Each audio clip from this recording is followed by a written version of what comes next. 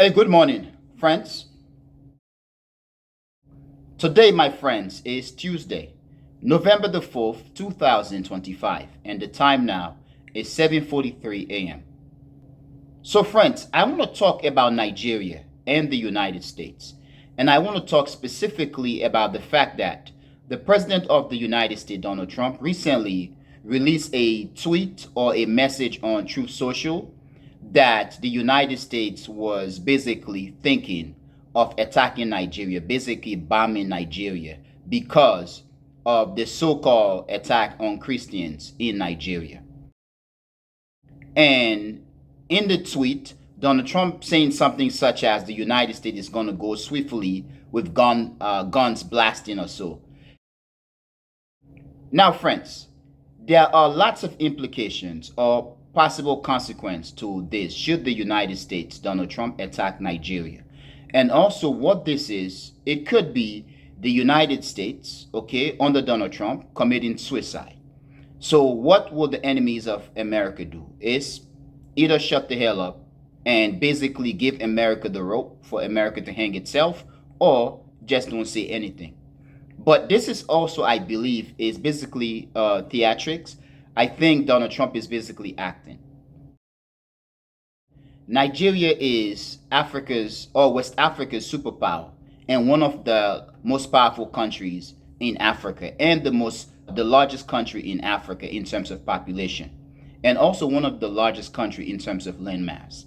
Nigeria is slightly larger than Venezuela, which the United States was supposed to be planning to invade. So this is very interesting. But should the United States go and bomb Nigeria, and if Nigeria, Bola Tinubu and the government of Nigeria basically stand its ground and basically retaliate, the United States is going to look foolish, stupid, and it's going to be in big trouble. Now, friends, I'm going to comment, but before I do, let me bring something to your attention, or let me basically talk about something. Now, this Donald Trump's presidency, this administration, this second term, has been washed up or covered in controversies and a whole lot of nonsense that the United States have been doing under Donald Trump, which basically is one of the things that I do believe basically leading the United States to commit political, geopolitical, diplomatic, domestic, and national, as well as superpower suicide in the world. Now, friends, when Donald Trump took over the presidency in January of this year, 2025, he basically went to war against the rest of the world. Donald Trump waged war against about 180 or so countries and territories around the world. And I'm talking about his trade/economic war. And in recent times, Donald Trump was forced to basically have a rapprochement with China. It is being alleged, it is being emphasized by prominent observers and scholars on international relations that Donald Trump's United States have lost the trade war with or against China. In recent times, Donald Trump and the Chinese President Xi Jinping, they met. So basically, the United States and China are going to halt the trade war, the tariff, as of now. Now, given the kind of person that Donald Trump is and the kind of people in his administration, I do predict that the trade war will commence in the near or far future. Now, friends, Donald Trump started a trade war and lost the trade war. He had been threatening countries all over the world. And in recent times, in the past day or two, there was information that came out that at an event, the American officials were going to the various countries' representatives and basically making threats that if you do not do this, this is what's going to happen. They basically did not make their position explicit, but what the allegation is, the United States was behaving, or American officials were behaving like mobs. Now, Donald Trump went against South Africa with the claim that there was a white genocide in South Africa, which is false. And basically, his ass got handed to him. He lost, and everybody called him out on his bullshit in the United States and economically. Donald Trump has been threatening to go to war with Venezuela over foolishness. And so far, Donald Trump's United States have been bombing innocent civilians along the coast of Venezuela, basically bombing boats and so on. And recently, the Russians sent some missiles and planes, and it is said that there are Russian officials, military officials in Venezuela. So basically, that I believe is serving as a deterrent to the United States that if you attack Venezuela, this is what's going to happen. So it is an interesting phenomenon that we are experiencing in the world. Donald Trump had been threatening China over Taiwan, which I do believe the United States is not stupid enough, even though there are some stupid fools in American government. But in general, I do believe as of now, the United States is not stupid enough to go to war with China over Taiwan. They are just going to talk. The United States is being beaten. The United States and NATO, or the West, they are being beaten in Ukraine by the Russians. The United States had made threats against the Sahel states when Ibrahim Traore and other Sahel military juntas came to power. However, as of now, the Sahel alliance has been stronger, and it's becoming much stronger every day. The United States, led by Joe Biden about 2023 or so summer, basically was pushing the US and NATO, France and so on, had been pushing Nigeria and the rest of West Africa to invade the Sahel states. But Africans throughout the diaspora on social media and also at home in Africa basically expressed their discontent, and it died up. So I think perhaps what the United States is doing is to basically make threats against Nigeria and then force Nigeria to the negotiating table, basically having Nigeria to negotiate nothing, basically bullshit. When Donald Trump had been pushing to African countries to accept the immigrants who America had been deporting to Africa, Nigeria is one country that said, no, we are not going to accept your deportees if they are not Nigerians. Perhaps this threat against Nigeria is a way that Donald Trump is trying to force Nigeria to basically capitulate, to accept American deportees. However, I do believe it could be another thing though. Could it be, my friends, that this threat against Nigeria is a way that if Donald Trump pushed far, Russia could be much forced to send troops and support to Nigeria, which in this case could basically reduce Russia's effectiveness in Ukraine. Could that be the case? I don't know, perhaps it could be. Now, friends, let me go back to the whole story here. Donald Trump published a tweet or a message on his Truth Social talking about in Nigeria that there has been attacks on Christians by Islamic fundamentalists, jihadists, and so on, ISIS and Boko Haram. Now, the tension in Nigeria between Christian and Muslims has been going on for decades, even in the 90s. And Nigerians have been stressing that it has nothing to do with Christians being attacked by Muslims. Everybody is falling victim. And Donald Trump and many in the MAGA Republics and conservatives/Republicans are stressing the notion that Donald Trump should basically use force against Nigeria to protect and defend Christians, which is very interesting because many of the officials in the Nigerian government are Christians. And in fact, the president of Nigeria, Bola Tinubu, is a Muslim, and it is said that his wife is actually a Christian first lady. Once again, Bola Tinubu of Nigeria is a Muslim man, a Muslim president, and his wife, the first lady of Nigeria, is Christian.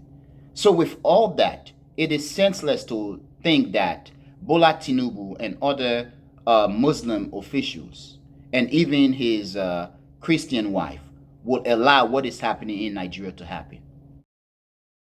Nigeria is like any African countries. Yes, it is the largest in terms of population. Nigeria's population is about 230 million to 250 million, depending on the source. However, Nigeria, like every country in the world, does have its negative and positive. The negatives in Nigeria is not only Nigerians, it's all over the world.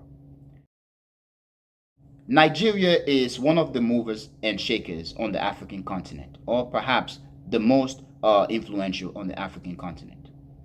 Because Nigeria has been pulling back in terms of its support for the Sahel states and many of the changes that Africa demands, that we are seeing a slow pace for the rise of Africa. However, friends, I do believe Donald Trump attacking Nigeria could be that one event that could actually radicalize Nigeria and force Nigeria to begin to rethink African security. In this case, sending Nigeria fully into the arms of China and Russia and Venezuela and other countries. Now, when Trump attacks South Africa with the whole notion of genocide against whites, Nigeria did not say that much. Of course, there were criticism from African countries and even from Nigeria. But I do believe Nigeria should have been much forceful in terms of its condemnation of Donald Trump. But Nigeria held back. Now, if Donald Trump attacked Nigeria, perhaps it's gonna force, I do believe, Nigeria into the arms of Russia, which if that happens, Russia is going to benefit. Nigeria is one of the strongest countries in Africa militarily, and also one of the most influential politically, socially, ideologically. Should Nigeria become radicalized against the West and the United States, that could actually force Africa, the entire Africa, in the spirit of brotherhood and sisterhood, to join Nigeria. Also, an attack on Nigeria by Donald Trump's United States is an attack, I believe, on every African countries, because this not only could lead to the destabilization of Nigeria, but could also split Nigeria or lead to the destruction of the social system in Nigeria. I do apologize, friends. I'm hungry. My stomach is growling here. Now, friends, as I said earlier, Nigeria's population is about 230 million people. However, depending on the source, could be about 250 million people. Should Donald Trump go into Nigeria and destabilize Nigeria, let's say even 25 million Nigerians leave the country to seek refuge everywhere, that could be a catastrophe for Africa and West Africa. So, in terms of the security and the stability of the rest of Africa and West Africa, it is prominent, it is important for the rest of Africa and West Africa to stand up to the United States, Donald Trump, and the West, that we are not going to sit back and you attack our big brother Nigeria, or one of the most, or if not the most populated country in Africa, and destabilizing it and basically creating a diplomatic, environmental slash humanitarian catastrophe for Africa, while your white children are going to be sleeping. So, friends, an attack on Nigeria, I believe, is an attack on the entire Africa, on every black man in Africa, every black woman in Africa, and also every black men and women in the African diaspora. However, friends, I also think Donald Trump attacking Nigeria could be the one event that could actually spin Nigeria, turn Nigeria to Russia, to China, and to BRICS. Because if this happened, I believe Russia and China will actually accept to basically support Africa, because in that case, Nigeria's echo for African brotherhood could take over Africa, which in this case could be a problem for the United States, Donald Trump, and the West. For many who are American enemies, many who are looking at Donald Trump as an idiot, basically I do believe they are saying go ahead and attack, because this could be you committing suicide. But for many of us Africans, we are saying, no, you are not going to attack Nigeria. Because at the end of the day, Nigeria did nothing to you. What is happening in Nigeria is internal domestic affairs. It has no reason, there is no reason for the United States to unilaterally, there is no reason why the United States to go into Nigeria unilaterally to attack a group in Nigeria against Nigeria's will. All of a sudden, right now, they're talking about radical Islam and they're pointing fingers at the Fulani tribes. We've already seen so many tribal crises in Africa. We do not want another. So we are saying no to the United States and to Donald Trump, leave Nigeria alone. It is interesting, friends, that the United States, Donald Trump, the MAGA Republics, conservatives, Republicans are talking about saving and protecting and defending Christians in Nigeria, while at the same time kicking Christians out of the United States because of the color of their skin. Whether these Christians are black, Latino, Asian, as long as they are non-white. The American administration of Donald Trump is basically deporting them, but at the same time, they want to go to Africa to bomb Nigeria. It is nonsense. Now, friends, please tell me what you think, and I really want to know what you think. But friends, I'm going to end here. I want to thank you for being a member of the Echoing Voice community, my friends. But most especially, most importantly, friends, or most important, I want to thank you a lot, friends, for watching the Echoing Voice. Peace, my friends. Peace.